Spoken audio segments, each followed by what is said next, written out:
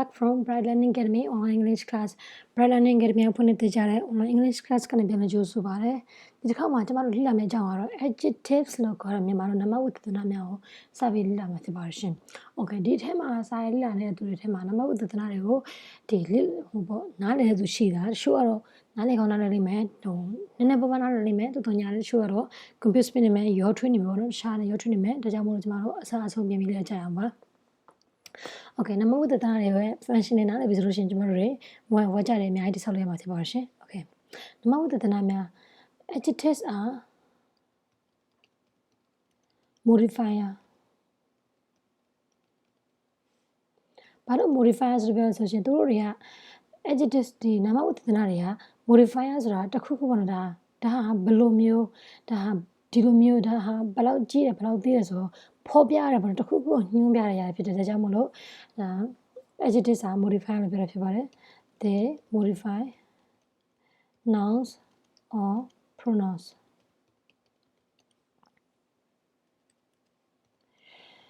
adjectives တွေကဒီနာမ်နဲ့နာမ်စားတွေကို modify လုပ်ပါတယ်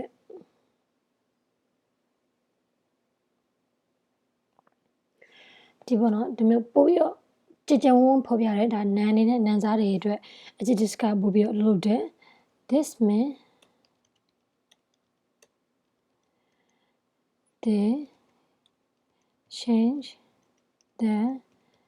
image of a noun or pronoun ဒါကြောင့်မလို့သူတို့တွေ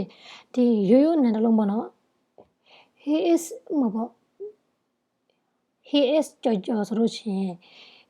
he is ကြော်ဒါဟာ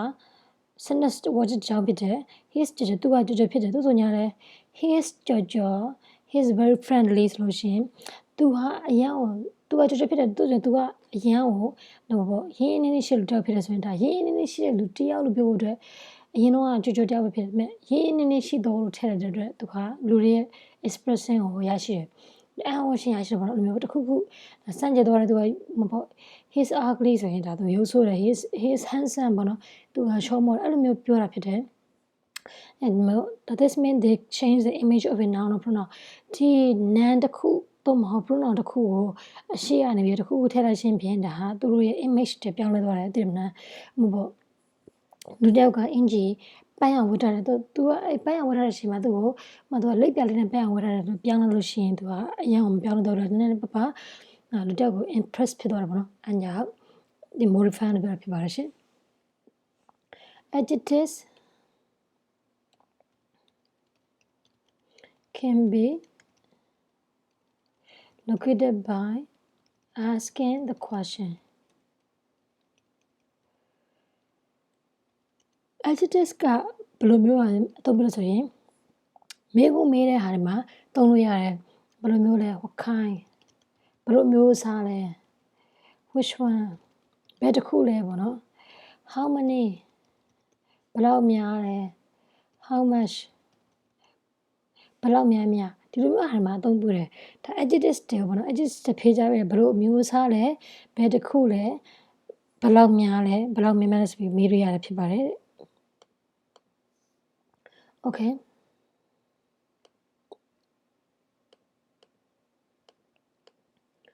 ဆက်ပြီးလာကြပါ adjectives describe a noun or pronoun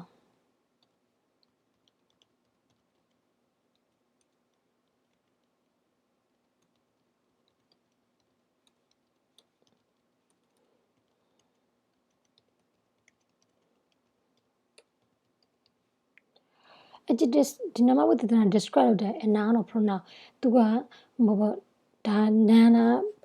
မ်တော့မဟုတ်နာမ်စားတွေကို pronoun ဥပမာ example အဖြစ် adjective answer what kind သူဘယ်လိုမျိုးဖြေလဲဆိုလို့ရှိရင် happy dog ပျော်ရွှင်သောခွေးကလေးပေါ့နော်ပျော်ရွှင်သောခွေးဒါဘယ်လိုမျိုးခွေးဆိုသူပျော်ရွှင်နေတယ်ပေါ့နော်ပျော်ရွှင်နေတယ် which one ပေါ့ which one လို့မေးလို့ရှိရင်ဘယ်တစ်ခုလဲလို့မေးလို့ရှိရင်ပေါ့ a tire blind မောပက်နေတဲ့ကောင်ကလေးပေါ့မျိုးမဟုတ်ဒီလူတစုထဲမှာထိုင်နေဘူးလူတစုထဲမှာဘယ်သူ့ရွေးမလဲဆိုရင်which one tire boy သူမောနေတဲ့ကောင်လေးမျိုးပေါ့ tire boy the tire boy မှာပေါ့ဒါ boy က noun ဖြစ်တဲ့ adjective က tire ဖြစ်တယ်ဒါမောပန်းတော့တခုခုနာနဲ့နာရဲ့အရှိမ adjective ကနာရဲ့အရှိမအများဖြစ်လာတယ်တော်တော်ညလည်း not always အများတော့မဟုတ်ပါဘူးဖြစ်တယ် how many မိလာလို့ရှိရင်ဥမာဖြင့်ပြင်ဖြေမယ်7 girls မင်းကလေး9ယောက်ဖြစ်တယ်ဘယ်နှယောက်လဲဒါမေးလို့ရတယ်ဘယ်နှယောက်လဲဘယ်နှခုလဲမေးလို့ရတယ်ဒါ adjectives တွေရဲ့ဥပမာလေးဖြစ်တယ်အသုံးလုံးဥပမာလေးဖြစ်တယ်ကိုဒါနားမလို့ရှိရင်ဆိုမေးခွန်းမေးကြည့်ပါဘယ်ဟာလဲဘယ်တစ်ခုလဲပေါ့နော်ဒါ adjectives တွေဖြစ်တယ် happy dog dog ဟာခွေးလေးဖြစ်တယ် happy dog ဆိုရင်ပျော်ရွှင်တဲ့ခွေးဖြစ်တယ်အဲ့လိုမျိုးပျော်ရွှင်သောအဓိပ္ပာယ်ဒီနာနဲ့ပေါင်းတော့ပျော်ရွှင်သောခွေးဆိုပြီးတော့အဓိပ္ပာယ်နောက်တစ်ခုရသွားတယ်အဲ့ဒါပြောတော့ပျော်ရွှင်ဒါ adjectives ရဲ့သူဆိုလိုရင်းဖြစ်တယ်ပေါ့နော်ဆက်ပြီးလာကြအောင်ပါဥမာပြင်ကြည့်အောင်ပါ3 happy children play at the park ဒီဥပမာကြည့်ပါဘယ်ဟာ adjective ဖြစ်မလဲကျွန်မမပြခင်ဒီဝါကြထဲမှာကိုနားထောင်ကြည့်ပါဘယ်တစ်ခုက adjective ဖြစ်မလဲဘယ်စလုံးက adjective လဲ okay တူကြည့်ရပါ happy က adjective ဖြစ်တယ်ဘာလို့ဆိုတော့ happy children ပျော်ရွှင်သောကလေးငယ်များဖြစ်တယ်ဒါ adjective ပြီးဒါ noun ဖြစ်တယ်အများရန်ကြည့်ပါ adjective noun အမြင်တူလာပါတယ် okay နောက်တစ် example တစ်ခုကြည့်မယ် the donkey step on my okay ဒီထက်မှာဘယ်ဟာ adjective ဖြစ်မလဲချက်ကြည့်ပါဘယ်စလုံးကတော့ adjective ဖြစ်မလဲ okay the donkey step on my large hat now large ကြီးမားတော့ဒါဟာ adjective ဖြစ်ပါတယ်သဘောပေါက်တော့မသိဘူး noun နဲ့နာမဝိသေသနာနဲ့အများကြီးတူလာတယ် okay နောက်တစ် example တစ်ခုကြည့်အောင် the child was brave okay ဒီမှာကြည့်ပါကလေးက was brave ဒီမှာဆိုလို့ရှိရင် adjective နဲ့နာမဝိသေသနာ noun နဲ့တူတာဟုတ်တူညာလဲ the child ကလေးက was ဖြစ်ခဲ့တဲ့ brave ရဲရင်ခဲ့တဲ့ရဲရင်တော့ brave ဆိုတာဒါ adjective ဖြစ်ပါတယ်သဘောပေါက်လားမသိဘယ်လိုမျိုးရဲရင်လဲဒီကလေးကရဲရင်တယ်ပေါ့နော်အဲ့လိုမျိုးဒါကိုဖြေရတဲ့ပါတယ်ဘယ်သူရဲရင်လဲကလေးရဲရင်တာဖြစ်တယ်ဒါမျိုးဒါ adjective ရဲ့သဘောကအဲ့လိုမျိုးဖြစ်ပါတယ် okay ဆက်လက်ကြည့်အောင်ပါ kind of adjective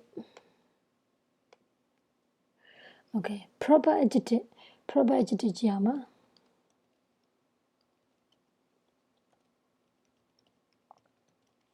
proper adjective ဆိုတာ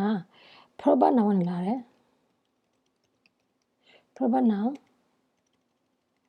proper adjective နှိုင်းရှင်းတတ်ပါမယ်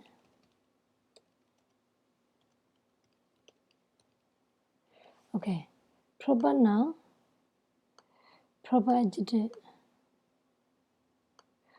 proper noun ဆိုတာတူဦးဆိုင်နေဖြစ်တယ် sorry okay proper noun တူဦးဆိုင်နေ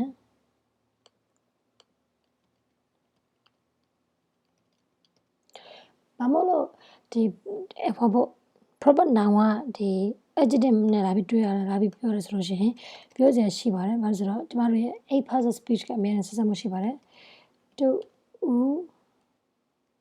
ဆိုင်နာမ်စနာမဝိသေသနာ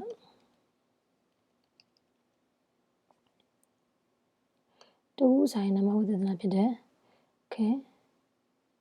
နည်းကြည့်အောင်ပါ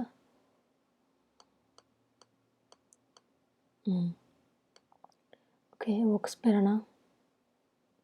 okay တူဦးဆိုင်နာမဝိသေသနာဘာလို့တို့ကဆက်စပ်မှုရှိရလဲဆိုလို့ရှိရင်ဥပမာပြင်ကြည့်မယ်ဆိုရင် okay American လို့ထည့်ဒါအစစလုံးအကြီးနေရတယ်ဒါဟာ proper noun ဖြစ်တယ် proper noun proper noun ကို proper adjective ဖြစ်မယ်ဆိုလို့ရှိရင်ဒါပေါ့နော် American ဆိုနိုင်ငံဖြစ်တယ်ဒီမှာဆိုရင် American မဟုတ်ဘူး America နိုင်ငံဖြစ်တယ်ဆိုရင် proper adjective ဆိုရင် America နိုင်ငံ American ဆိုတာလူမျိုးဖြစ်တယ် American နိုင်ငံသားပြောတာဖြစ်တယ် America ဆိုတာနိုင်ငံဖြစ်တယ်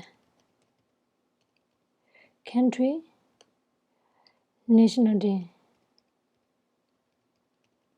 nationality ပေါ့နော် okay national ဆိုတာလူမျိုးဖြစ်တယ်သဘောပေါက်ရမသိ okay ဒါလူမျိုးဖြစ်တယ် America ဆိုတာနိုင်ငံဖြစ်တယ်နိုင်ငံဒါနိုင်ငံ American ဆိုတာ national လူမျိုးနောက်တစ်ဥပမာတစ်ခုကြည့်အောင် France ဆိုတာနိုင်ငံဖြစ်တယ်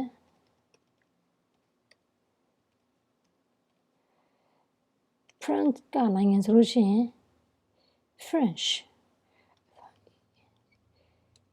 French လူမျိုးဖြစ်တယ် nationality okay Burma နိုင်ငံဖြစ်တယ် Burma ဆိုတာမြန်မာနိုင်ငံဆိုရင်လူတွေနဲ့အဲ့နိုင်ငံထဲလူတွေဘယ်လိုခေါ်လဲဆိုရင် Burmese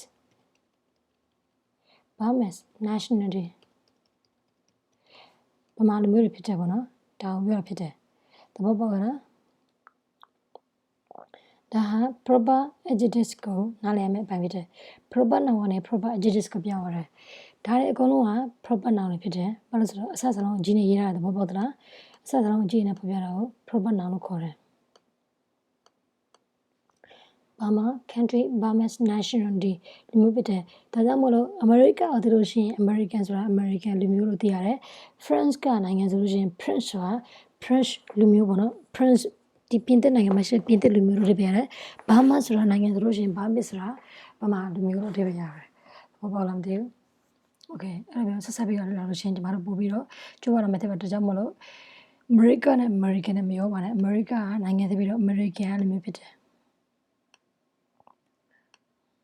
Okay ဒါဆိုရင် beginners level အတွက်ကျမတို့ဒီတောင်းနဲ့ပဲတက်လန့်ကြအောင်ပါအနည်းဆုံးကျမတို့ adjectives မှာအဓိက beginner level မှာလေ့လာမှာ what kind အဓိက adjectives ကိုဒီဟောချက်ကြောင်းထဲမှာ adjectives ကိုရွေးချယ်တဖို့ရဲ့ဘယ်လိုမျိုးအရာဘယ်လိုဘယ်တစ်ခုလဲဘယ်လိုများများလဲဆိုတော့ကျမနားလည်လို့ရှိရင် beginner မှာလုံးဝပြီးလို့ထင်ပါတယ်ဆိုရင်ဒါဆိုရင်ဒီ lesson လေးကိုဒီမှာပဲတက်လန့်ကြအောင်ပါဒါတော့နားမလည်လို့ရှိရင်ဒီမှာကိုသက်ဆိုင်ရာ comment သက်ဆိုင်ရာ post ရအောင်မှာ comment မိနိုင်ပါတယ်လို့ကျမပြောချင်လို့ပါရှင်အားလုံးပဲဘယ်ပါ see you the next lesson